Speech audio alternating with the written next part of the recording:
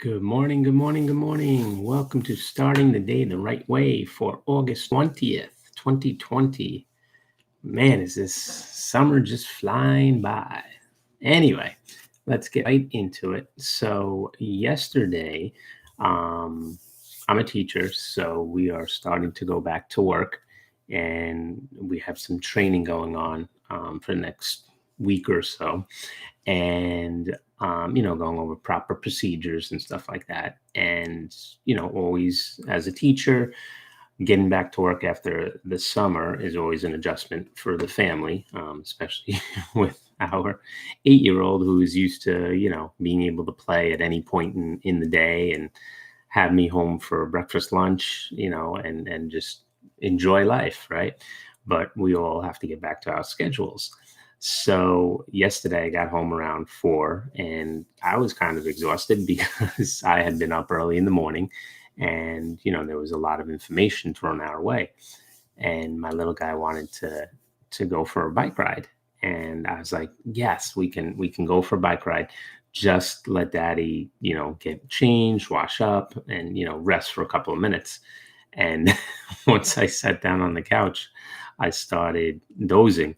And then he started shaking me. He's like, Daddy, come on, we gotta go for a bike ride. And in my head, I'm like, help me, Holy Spirit. Help me, Holy Spirit. I know he's only going to be 8 one time. And I'm like, I need help to get off this couch because I felt like I had no energy left.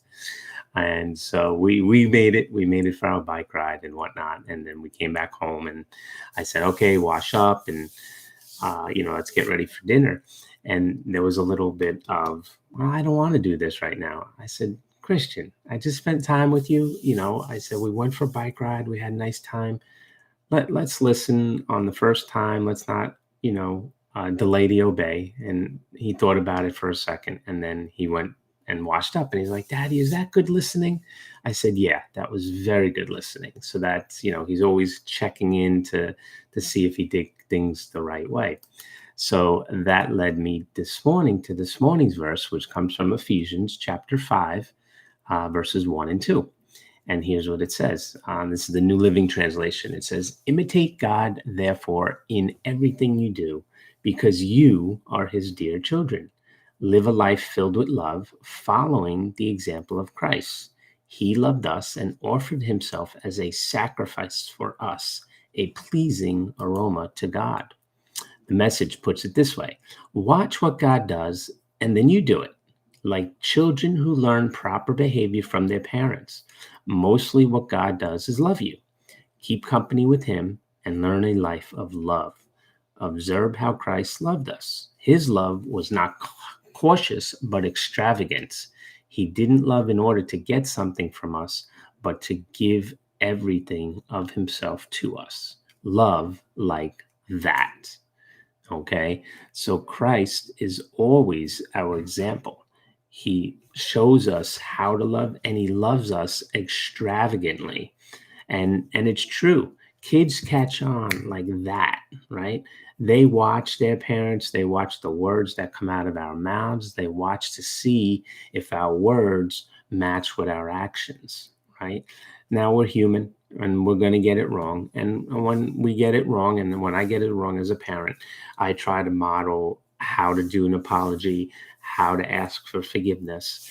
And there are times, of course, that I get it wrong, right? And the difference between my mindset and my son's mindset is if he gets it wrong one time, then for him, the whole world comes crashing in. I always get it wrong. I never get it right. He'll go down that road. And we need to be careful. Jesus is our example, right? And Jesus was perfect. And that's what we should always be striving for, to love extravagantly, to give extravagantly, to sacrifice. Okay. A lot of people have forgotten what the meaning of sacrifice is. Everybody is out for themselves today. Okay. Nobody knows what it's like to sacrifice, to give for someone or something. Okay. We need to get that back into our lives. Okay. We need to put others ahead of ourselves, especially if you're a husband. You need to put your wife's needs ahead of your own needs. You need to put your children's needs ahead of your own needs. That is part of your position as the husband in a family. Okay. If you're a husband and wife team, your children will come first, and you need to meet them in many different ways, providing food, clothing, shelter, proper schooling, and things like that. But sacrifice is a word that we have forgotten. We need to get that back in. When we love somebody fully and wholly and wholeheartedly, okay, we seek what their needs are, right? And when we love, we don't love to get something back. We love just because we love, right? So there's a lot, like all my 5-minute devotions, there's a lot more behind it, but it's just I try and stick to 5 minutes. So hopefully this was a blessing to you today. Dig into these couple of verses and see what God's saying to you. All right, have a great day, and we'll talk to you later.